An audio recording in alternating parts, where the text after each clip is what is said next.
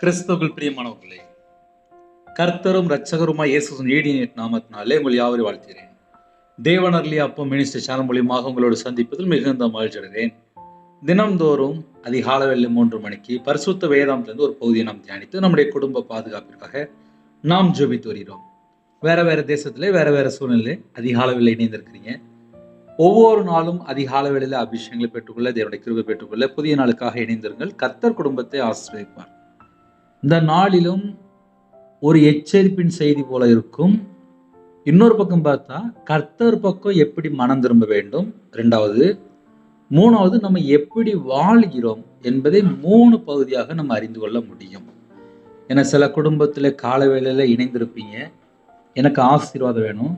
சில குடும்பத்தில் கர்த்தர் என் கூட பேச மாட்டாரா, சில குடும்பத்தில் என் வாழ்க்கை முழுவதும் இப்படி இருக்கு, என் பிரச்சனைக்கு ஒரு முடிவு வராதா, இப்படி பல சூழ்நிலை காலையில் இணைந்திருப்பீங்க. நம்ம ஒரு பகுதியை தியானிப்போம். இந்த வேத பகுதியை நம்ம தியானிக்கும் போது நம்ம கர்த்தர் மேல எவ்வளவு அன்பா இருக்கிறோம் என்பதை அறிந்து கொள்ள முடியும். ஹல்லேலூயா.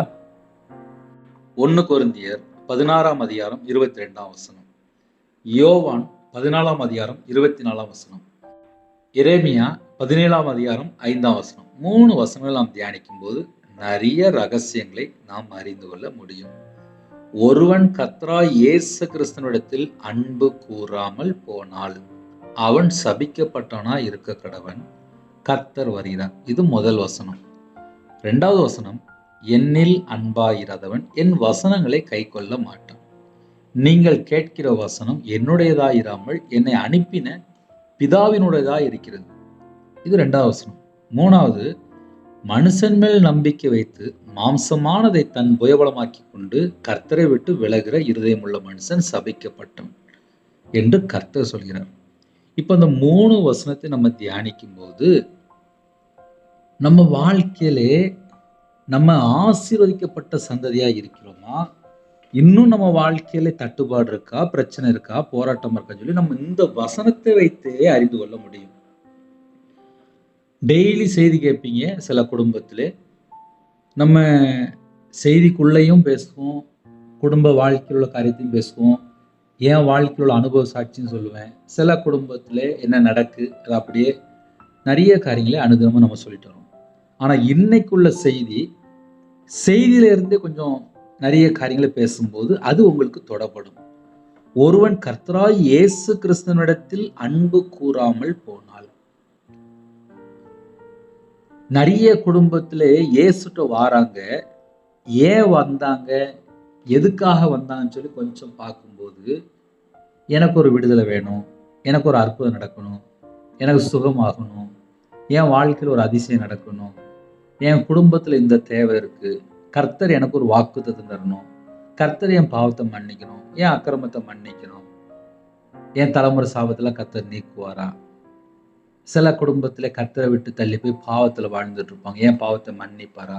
இப்படி பல ஜனங்கள் கர்த்தர் பக்கம் வந்துட்டு இருப்பாங்க. சில குடும்பத்திலே விக்கிரத்துல இருப்பாங்க, அவங்க வாழ்க்கையில பிள்ளைகள் இறந்திருக்கும், கணவர் இறந்திருப்பாங்க, சாபத்துல இருப்பாங்க, மாந்திரியத்துல இருப்பாங்க, வியாதியில இருப்பாங்க. அந்த சூழ்நிலை இயேசுவை சொந்த இரட்சகரா ஏற்றுக்கொள்வாங்க. இப்படி பல கோடி ஜனங்கள் இயேசுவை ஏற்றுக்கொள்றாங்க. என் வாழ்க்கையில நான் சின்ன வயசுல இருந்து நான் சர்ச்சில் புறப்பட்டு போனால் கூட, சின்ன வயசுல சர்ச்சுக்கு போனால் கூட, வாலிப வயசுல சர்ச்சுக்கு போனால் கூட, சர்ச்சில் தான் மேரேஜ் முடிஞ்சது, சர்ச்சுக்கு தான் நான் வாரம் போயிட்டு இருப்பேன். ஆனாலும் என்னுடைய வாழ்க்கையில ரட்சிப்பு அப்படின்னா எனக்கு தெரியாதுன்னா எப்படி சொல்ல வேண்டியது அப்படின்னா, கடமைக்கு சர்ச்சுக்கு போயிட்டு இருந்தேன், அவ்வளவுதான். அதுக்கப்புறம் என்னோட வாழ்க்கையில நான் கஷ்டப்படும் போது, கடன்ல கஷ்டப்படும் போது, நிந்தைகள், அவமானங்கள், கேவலங்கள், கையில 1 ரூபா கூட இல்லாம நடு ரோட்ல நிற்கும் போது பல சூழ்நிலை என்ன செய்யன்னு சொல்லி தெரியாம சர்ச்சில் போய் அழுது ஜெபம் பண்ண ஆரம்பிச்சேன். கர்த்தர் என்னை தொட்டார், மீட்டெடுத்தார், என்னை மன்னிச்சார், என்னை தேடி வந்து சந்தித்தார், எல்லாம் நடக்குது. ஆனாலும் எனக்கு விவரம் தெரியாது.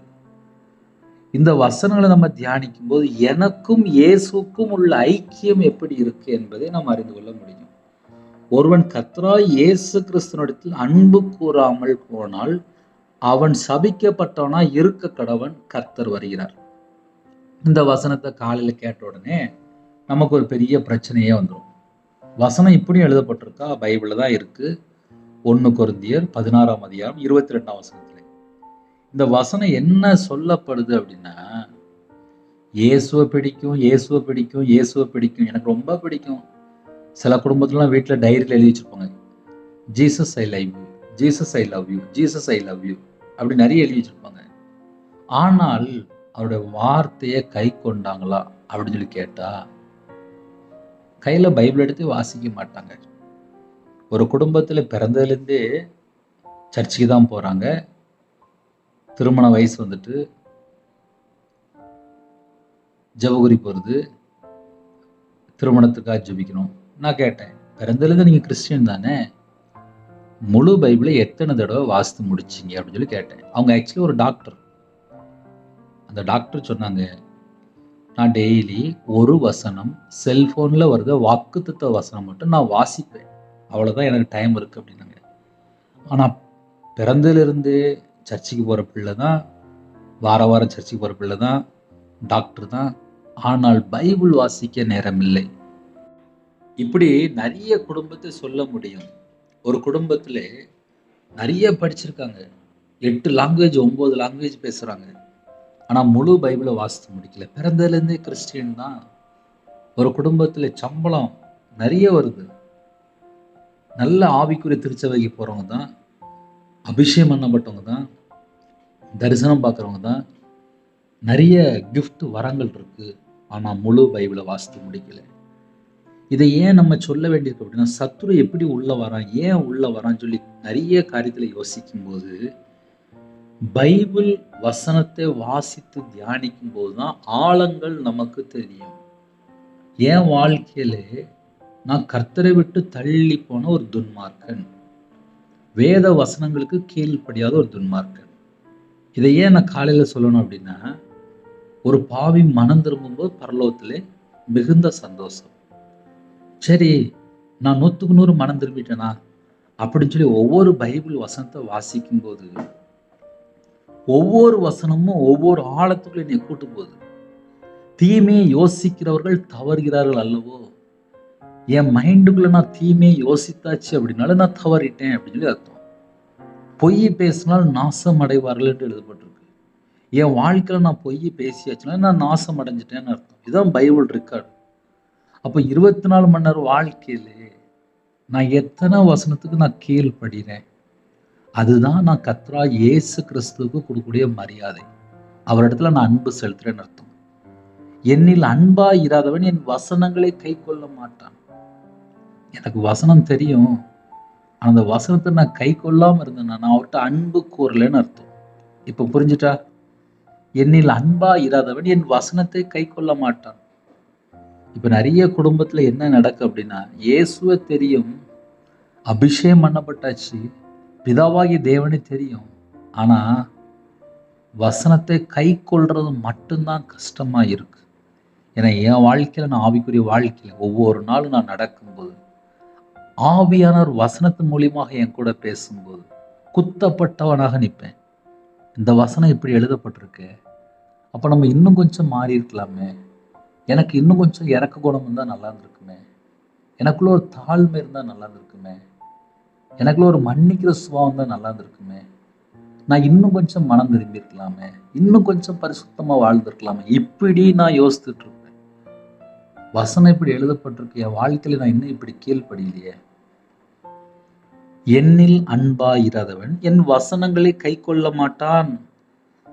இன்னைக்கு எத்தனை குடும்பத்திலே வசனத்தை கை கொள்றாங்க அப்படின்னு சொல்லி கேட்டா ஒரு பெரிய சந்தேகமா தான் இருக்கு.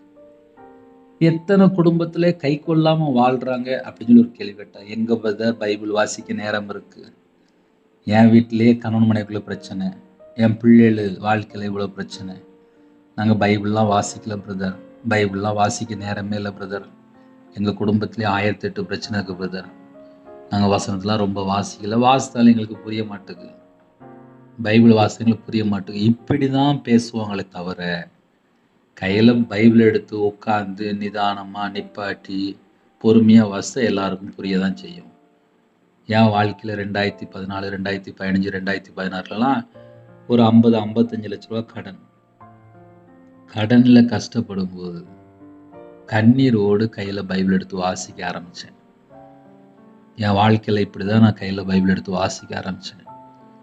ஒரு 50-55 லட்ச ரூபா கடன் இருக்குன்னா அவனால் வாழவே முடியாது. இவ்வளோ பெரிய பிரச்சனை தான் நான் கையில் பைபிள் எடுத்து வாசிக்க ஆரம்பித்தேன். யாருமே இல்லாத நேரத்தில் பைபிள் வாசிச்சுட்டு இருக்கும்போது பைபிள் அப்படியே கண்ணீர் வடியும், சொட்டு சொட்டு சொட்டுன்னு வடியும். துக்க முகத்தோடு உட்காந்துருப்பேன், வேதனையோடு உட்காந்துருப்பேன். இருதயம் ஃபுல்லாக பாரமாக இருக்கும், அழுதுகிட்டே இருப்பேன். எங்கள் அப்பா இறந்ததுக்கு நான் அழலை, ஆனால் என் வாழ்க்கையில் நான் எல்லாவற்றையும் இழந்து தோல்வியில், வியாபாரத்தில் தோல்வி, எல்லாரால் ஒதுக்கப்பட்ட நிலைமையில கஷ்டத்தோடு, கண்ணீரோடு, நிந்தையோடு, அவமானத்தோடு, ஒடுக்கப்பட்ட சூழ்நிலை, எல்லாராலும் கைவிடப்பட்ட சூழ்நிலை, கண்ணீரோடு கையில் பைபிள் எடுத்து வாசிக்க ஆரம்பித்தேன். என் கூட ஆவியானவர் பேச தான் செஞ்சார். நான் என்னென்ன பாவத்தில் இருக்கேன், என்னென்ன அக்கிரமத்தில் இருக்கேன், எப்படி நான் கீழ்ப்படியாமல் துணிகரமாக வாழ்ந்துட்டு இருக்கேன், எல்லா வசனத்து மூலியமாக பேச ஆரம்பித்தார். வசனம் இப்படி எழுதப்பட்டிருக்கே, நான் இப்படி இல்லையே அப்படின்னு சொல்லி ஒரு பைத்தியக்காரன் போல உட்காந்து யோசிச்சுட்டு இருப்பேன். ஒரு வசனத்தை வாசிக்கும் அந்த வசனத்தை நான் கீழ்ப்படி இல்லையே, அப்போ நான் பாவம்லாம் பண்ணிட்டு இருக்கேன், அப்போ நான் தப்பாக வாழ்ந்துட்டு இருக்கேனே. உண்மையாக வாழ்ந்ததானே ஆசீர்வாதம், பரிசுத்தமாக வாழ்ந்ததானே ஆசீர்வாதம், நீதியை பின்பற்றதானே ஆசீர்வாதம், அன்பு கூர்ந்தானே ஆசீர்வாதம், சமாதானமாக இருக்க சொல்லி போட்டிருக்கேன், நான் சண்டை போட்டுட்டு இருக்கேனே. இப்படி ஒரு பைத்தியக்காரன் போல யோசிக்க ஆரம்பித்தேன். இன்னைக்கு உங்க முன்பாக தேவனருளி அப்ப மினிஷன் மூலியமாக ஆன்லைன்ல நீங்க கேட்குறீங்களா? இதுக்கு பின்னாடி நிறைய கண்ணீர் இருக்கு, நிறைய கஷ்டங்கள் இருக்கு. அப்ப கால வேளையில செய்தி என்ன பிரதர் அப்படின்னா, நான் இயேசுட்ட அன்பா இருக்கேன் அப்படின்னா அது எப்படி ப்ரூவ் பண்ணலாம்? என்னில் அன்பா இராதவன் என் வசனத்தை கை கொள்ள மாட்டான் அப்படின்றார். அப்ப அவர்கிட்ட அன்பு கூறுறவங்க அவருடைய வார்த்தைக்கு கீழ்ப்படிவாங்க. அவருடைய வார்த்தைக்கு நான் கீழ்ப்படிந்தால் நான் இயேசுட்ட அன்பா இருக்குன்னு அர்த்தம். நான் இயேசுட்ட அன்பா இருந்தா என் குடும்பம் நல்லா இருக்கும். நான் அவர்கிட்ட அன்பு கூறாமல் துணிகரமாக துன்மார்க்கமாக கர்த்தருடைய வார்த்தைக்கு நான் கீழ்ப்படியாமல் உலகத்துல ஒரு பாவத்துக்குள்ளேயோ அக்கிரமத்துக்குள்ளேயோ பழைய வாழ்க்கைக்குள்ளேயோ ஏதோ ஒரு காரியத்துல போய் நான் சிக்கிட்டு இருந்தேன் அப்படின்னா என் வாழ்க்கையில ஆசீர்வாதம் இருக்காது. இன்னைக்குள்ள செய்தி கொஞ்சம் ஆழமா போயிட்டு இருக்கு. என்னில் அன்பாயிராதவன் என் வசனத்தை கை கொள்ள மாட்டான். நல்லா யோசித்து பாருங்களேன். 24 மணி நேரம் இருக்கு. 24 மணி நேரமா நம்ம வேலை பார்க்கவும் கிடையாது. நைட்டு நல்லா படுத்து தூங்குறோம். செல்போன்ல மணிக்கணக்காக உட்காந்துருக்காங்க.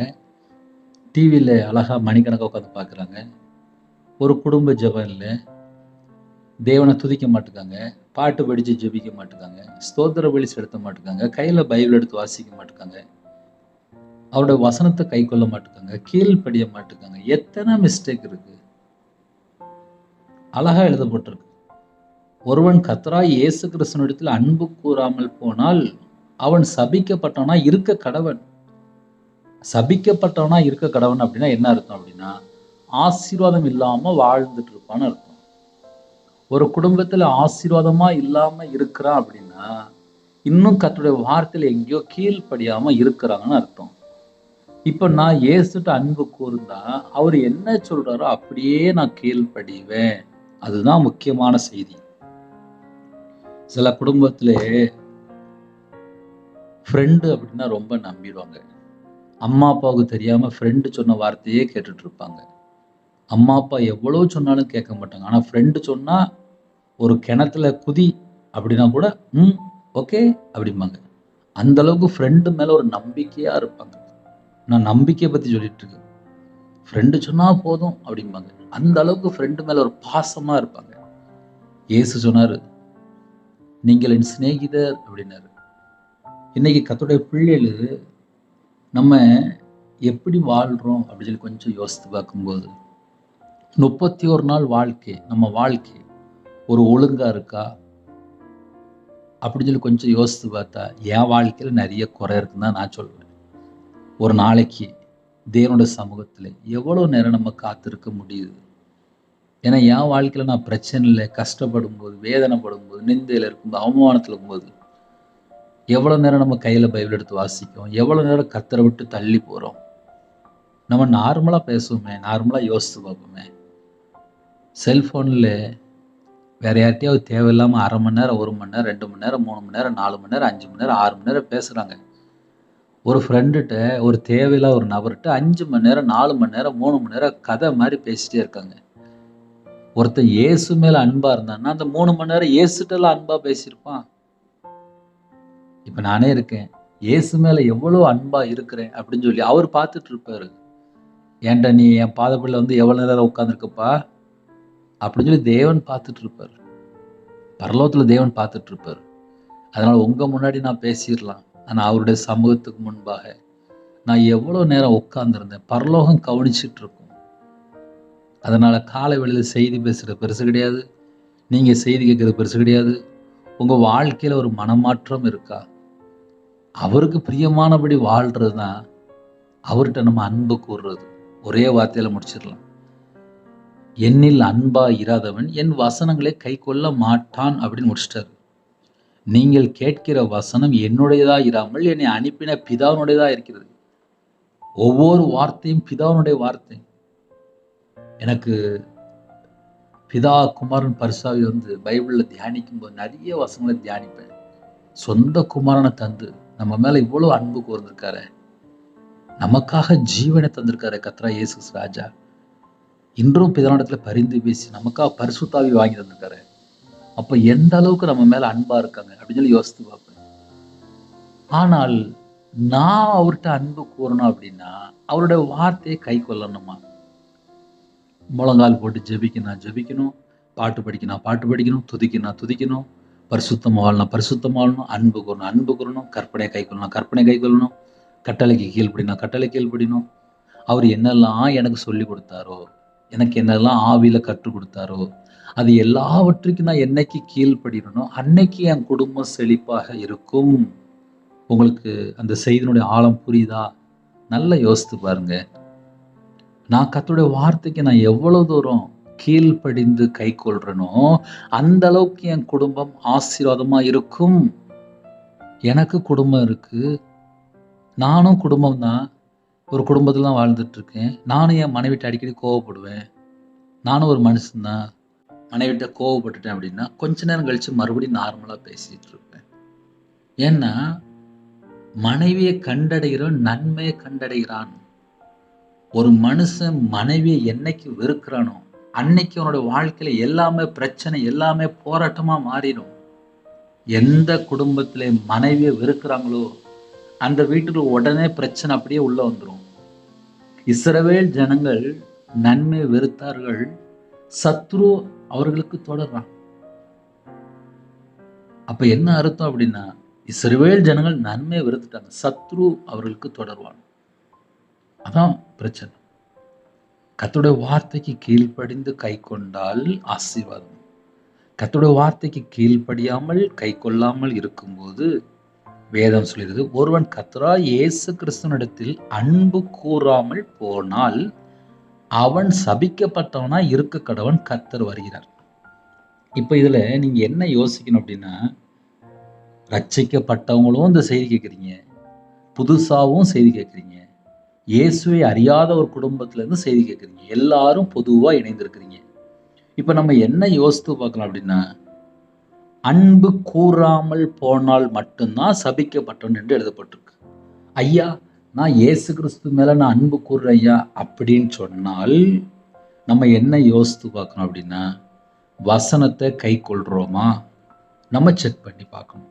காலையில் தூங்கி எழுந்திரிச்சோடனே செல்போன்ல சார்ஜ் இருக்கான்னு சொல்லி நம்ம செக் பண்ணி பார்க்கணும். அதே போல நம்ம செக் பண்ணி பார்க்கணும். அடுத்த வசனம், மனுஷன் மேல் நம்பிக்கை வைத்து. இப்ப நான் கர்த்தர் மேல நம்பிக்கை வைத்தால் நான் செழிப்பான ஒரு மனுஷன். எனக்கு கர்த்தர் போதும், எந்த ஒரு மனுஷனும் எனக்கு தேவையில்லை, எனக்கு கர்த்தர் போதும். அவர் எனக்கு ஜீவனை தந்திருக்காரு, என்னை பரலோகத்துக்கு கூட்டு போவாரு, நித்திய ஜீவனை கூட்டு போவாரு, என் பாவத்தை மன்னிக்கிறாரு, என் அக்கிரமத்தை மன்னிக்கிறாரு, என் மீறல் பாவத்தை மன்னிக்கிறாரு, எனக்கு நித்திய ஜீவன் தருவேன் என்று வாக்குத்தத்தம் பண்ணியிருக்காரு, நான் அவர் மேல விசுவாசமா இருக்கேன், நான் அவர்கிட்ட தான் பேசுவேன், எனக்கு இயேசு போதுன்னு சொல்லி ஒரு மனுஷன் வாழ்ந்துட்டு இருந்தால் அவன் எந்த ஒரு மனுஷனை சார்ந்து வாழ மாட்டான். ஆனா சில குடும்பத்துல என்ன பண்றாங்க அப்படின்னா, மனுஷனை சார்ந்து வேதம் அழகாக எழுதப்பட்டிருக்கு. மனுஷன் மேல் நம்பிக்கை வைத்து மாம்சமானது தன் புயவலமாக்கி கொண்டு கர்த்தரை விட்டு விலகுற இருதயம் உள்ள மனுஷன் சபிக்கப்பட்டவன். அப்ப என்ன அர்த்தம் அப்படின்னா, மனுஷன் மேல நம்பிக்கைய வச்சுட்டான் அப்படின்னா, கர்த்தரை விட்டு விலகிட்டான்னு அர்த்தம். ஒரு குடும்பத்துல ஏன்பா சாபம் வருது? ஏன்பா பிரச்சனை? ஏன்பா போராட்டம்? ஏன் தரித்திரம் வருது? ஏன் பிரச்சனை வருது? ஏன் போராட்டம் வருது? ஏன் நிந்தை வருது? ஏன் அவமானம் வருது? என் வாழ்க்கையில நான் ஒரே ஒரு மனுஷன நம்பினேன் அவ்வளவுதான். 1/2 கோடியே காணோம்ப்பா. இயேசு என்னைய நல்லதா ஆசீர்வதிச்சு வச்சிருந்தாரு. ஒரே ஒரு மனுஷன நம்பி விக்கிரகத்துல கொண்டு ஒரு 13,00,000 தூக்கி குடுத்துட்டேன். அவ்வளவுதான். அந்த மனுஷன நம்பி அவன் கையில ஒரு 13,00,000 போயிட்டு. எல்லாம் சேர்த்து. அதனால எனக்கு ஒரு 1/2 கோடி நட்டம், நடு ரோட்டுக்கு வந்தேன். காரணம் என்ன? மனுஷன் மேல் நம்பிக்கை வைத்தால் நான் நடு ரோட்ல வந்து நின்னேன். இன்னைக்கு எத்தனை குடும்பத்துல மனுஷனை நம்பி வாழ்ந்துட்டு இருக்கிறாங்க? யோசித்து பாருங்க. வேதம் அழகா எழுதப்பட்டிருக்கு. கர்த்தரை விட்டு விலகுற இருதயமுள்ள ஒரு மனுஷன். கர்த்தரை விட்டு ஏன் விலகணும் அப்படின்னா, அவன் மனுஷன் மேல நம்பிக்கை வைக்கிறான். அதனாலதான் அந்த வீட்டுக்குள்ள ஒரு பிரச்சனை வருது. அதனால காலை வேளையில செய்தி கேட்கறது பெருசு கிடையாது. உங்க குடும்பம் ஆசீர்வாதமா இருக்கணும் அப்படின்னா, இன்னைக்குள்ள செய்தியில நம்ம சற்று யோசித்து பார்க்கலாம். நம்ம சிந்தனையில நம்ம யோசித்து பார்க்கலாம். நம்ம மனுஷன் மேல நம்பிட்டு இருக்கிறோமா? இல்ல கர்த்தரை விட்டு வழி விலகி போயிட்டோமா? இல்ல கர்த்தருடைய வார்த்தையை நம்ம கைக்கொள்றோமா? கீழ்ப்படுகிறோமா? உண்மையா தான் இருக்கிறோமா? அப்படின்னு சொல்லி இப்படி நம்ம செக் பண்ணி பார்க்கலாம். ஹல்லேலூயா. இன்னைக்கு இந்த செய்தி நீங்க கேட்கும்போது உங்க வாழ்க்கையில ஏதாவது மாற்றம் இருக்கான்னு சொல்லி நீங்க யோசித்து பாருங்க. மாற்றம் இருந்துச்சுன்னா கண்டிப்பா கர்த்தர் ஆசீர்வதிக்கிறான்னு அர்த்தம். ஹல்லேலூயா. புதிய நாளுக்காக ஜெபிப்போமா? ஒரு சின்ன ஜெபம் தான் பண்ண போறோம். கண்கள் மூடி நாம் ஜெபம் செய்வோம். அன்பின் கர்த்தாவே, உம்மை நன்றியோடு துதிக்கிறோம்ப்பா. புதிய நாளுக்கான சில கிருபைக்காக நன்றி. உம்முடைய சமூகத்தில் தாழ்த்துகிறோம், அர்ப்பணிக்கிறோம். குறைகள் குற்றங்களை மன்னிங்க. நாங்கள் ஆசீர்வதிக்கப்பட்ட சந்ததியா மாறணும் அப்படின்னா உம்முடைய வார்த்தையை நாங்கள் கை கொள்ளணும். அந்த கிருபை எங்களுக்கு தாங்க. இந்த நாளைக்கான சில கிருபைக்காக நன்றி. கர்த்தர் மேல நம்பிக்கை வைக்கிறோம். கர்த்தர் மேல நம்பிக்கை வைக்கும்போது செழிப்போம். அந்த கிருபை எனக்கு தாங்க. என்னோட சிரசின் மேல ஆசீர்வதிங்க. என்னோட கையின் கீழில் ஆசீர்வதிங்க. என்னோட அப்பத்தின் தண்ணி ஆசீர்வதிங்க. உமக்கு பிரியமானபடி வாழ அர்ப்பணிக்கிறோம். குறைகள் குற்றங்களை மன்னிங்க. பரிசுத்தப்படுத்தி ஆசீர்வதிங்க. சிலுவையில் சிந்தின ரத்தத்தினாலே சமாதானத்தை உண்டாக்குன கிருபைக்காக நன்றி. ஜெப அபிஷேகம் தாங்க, தியானிக்கிற அபிஷேகம் தாங்க, துதிக்கிற அபிஷேகம் தாங்க. சத்துருக்கள் மேல அபிஷேகம் இருக்குங்க. கண்ணீரோடு அழிந்து போகிற ஆத்மாக்களை ஜெபிக்க எங்களுக்கு கிருபை தாங்க. உங்க சமூகத்தில் அர்ப்பணிக்கிறோம். இச்சை மேற்கொள்ள கிருபை தாங்க. சுயம் சாகட்டும், 4 வார்த்தை சாகட்டும், ஜென்ம கிரியாகிப்படட்டும். ஆவிக்குரிய 9 வரங்களாலும் ஆவிக்குரிய 9 கனிகளால் நிரப்புங்க. கிருபையின் வரலாறு நிரப்புங்க. ஞான வரலாறு நிரப்புங்க. தீர்க்க தரிசன வரலாறு நிரப்புங்க. யாரெல்லாம் தாழ்த்தணும் மகிமையின் ஆவியானவரே எங்க மேல தங்கிருங்க. பரிசுத்தாவெல்லாம் நிரப்புங்க. அக்னி அபிஷேகம் நிரப்புங்க. கல்லான இதயத்தை எடுத்து போட்டு சதையான இதயத்தை தாங்க. உங்களுடைய நல்ல ஆவியை தாங்க. உண்மையா வாழ்க்கத்தை கிருபை செய்யுங்க. உச்சிதமான கோதுமையினால் நிரப்புங்க. யாரெல்லாம் தாழ்த்துறோங்களோ எல்லா குடும்பத்தையும் உங்களுடைய கரத்தில் அர்ப்பணிக்கிறோம். உங்களுடைய பிரசனை இறங்கிவிட்டும், உங்களுடைய கிருபை இறங்கிவிட்டும், உங்களுடைய வல்லம் இறங்கிவிட்டும். கர்த்தருக்கு பிரியமானபடி வாழ தாழ்த்தி அர்ப்பணிக்கிறோம். கர்த்தர் பொறுப்படுத்துங்க. ஜெபித்த ஒவ்வொரு குடும்பத்தையும் கர்த்தர் 1000 மடங்கு ஆசீர்வதிங்க. வெளியில போடுறாங்க எல்லா குடும்பத்துக்கும் கர்த்தருடைய பாதுகாப்பு தாங்க. திருமண நாள் கொண்டாடுறாங்க, பிறந்தநாள் கொண்டாடுறாங்க, சகல குடும்பத்தை கர்த்தர் கொடுத்து ஆசீர்வதிங்க. யாரெல்லாம் வியாபாரம் பார்க்குறாங்களோ, கம்பெனி வச்சுக்காங்களோ, விவசாயம் பார்க்குறாங்களோ, எந்த நாட்டுக்குள்ள இருக்கிறாங்களோ எல்லா குடும்பத்தையும் கர்த்தர் பொறுப்படுத்துங்க. இந்த நாளிலும் கற்பத்தினிக்கா ஜெபிக்கிறாங்க. கர்த்தர் ஆசீர்வதிங்க. மாசமா இருக்காங்க, தாய் மூலியமா கர்த்தர் ஆசீர்வதிங்க. டெலிவரி கொடுக்குறாங்க, கர்த்தர் கொடுங்க. திருமண தேவைக்கு ஜெபிக்கிற எல்லா தடைகளும் நீக்கி ஆசீர்வதிங்க. திருமணம் முடிந்ததுக்கு அப்புறம் சந்தேகம், பிரிந்து போய் பல குடும்பத்தில் சண்டைகள், பிரச்சனைகள், விபச்சார அடிமை, மதுவான அடிமை, கள்ள தொடர்பு, மாந்திரிகம், பிள்ளி சுனிமி, ஏவல்ல கட்டப்பட்ட நிலைமை, இந்த எல்லா செத்த கிரிகளும் இயேசு கிறிஸ்து நாமத்தை சுட்டு நீவனட்டும். தேவனர்களே அப்போ மினிஸ்டர் மூலியமா யாரெல்லாம் மனிதனாலும் எல்லா குடும்பம் சந்தோஷமா மன மகிழ்ச்சியா வாழ கர்த்தர் உதவி செய்யுங்க. கடன்ல இருக்கிற குடும்பத்தை கர்த்தர் மீட்டெடுத்து சம்பூர்ணமாக ஆசீர்வதிங்க. பள்ளிகை பெருக கர்த்தர் கிருபை செய்யுங்க. எல்லா தேசத்துல ஜனங்களையும் கர்த்தர் ஆசீர்வதிக்க வேண்டும். இந்த நாளிலும் அப்பா நன்மையினாலும் கிருபையினாலும் திருப்தியாக நிரப்பி ஆசீர்வதிங்க. சகல குடும்பத்தையும் உங்களுடைய கரத்தில் அர்ப்பணிக்கிறோம். தேவனர்களே அப்போ மினிஸ்டர்லையும் உங்களுடைய கரத்தில் அர்ப்பணிக்கிறோம். எங்க வாழ்க்கையிலே கர்த்தரை விட்டு தள்ளி போய் எத்தனையோ காரியங்கள் இந்த உலகத்துக்குள்ள இருக்குப்பா. நெருங்கி நிற்கிற பாவம் என்று எழுதப்பட்டிருக்கு. எல்லா குறைகள் குற்றங்களாவட்டு கர்த்தர் மன்னிங்க. உமக்கு பிரியமானபடி வாழ்ந்து நித்திய ஜீவனுக்குள்ளே அப்போ வருது எங்களுக்கு கிருபை தாங்க. பரிபூர்ணமாக ஆசீர்வதிங்க. பாதுகாத்துள்ள எல்லா தேச ஜனங்களையும் உங்களுடைய கரத்தில் அர்ப்பணிக்கிறோம். கர்த்தர் பொறுப்படுத்துங்க. துதிகான மகிமை எல்லாம் முருகே செலுத்துகிறோம். இயேசு கிறிஸ்துவின் பிதாவே ஆமென். தேவனுக்கு மகிமை உண்டாதாக. கர்த்தர் தாமே உங்களை உங்கள் குடும்பத்தின் சகல காரியத்திலும் சம்பூர்ணமாக திருப்தியாக கர்த்தர் கொடுத்து ஆசீர்வதிப்பாராக. ஆமென். கிறிஸ்துவுக்குள் பிரியமானவர்களே, 9363064181 நம்பர் தொடர்பு கொண்டால் நாங்கள் உங்களுக்காக குடும்பத்தை ஜெபிப்போம். நீங்களும் எங்கள் ஊழியர்களுக்காக தயவு செய்து ஒரு நிமிடமாக ஜெபிங்கள்.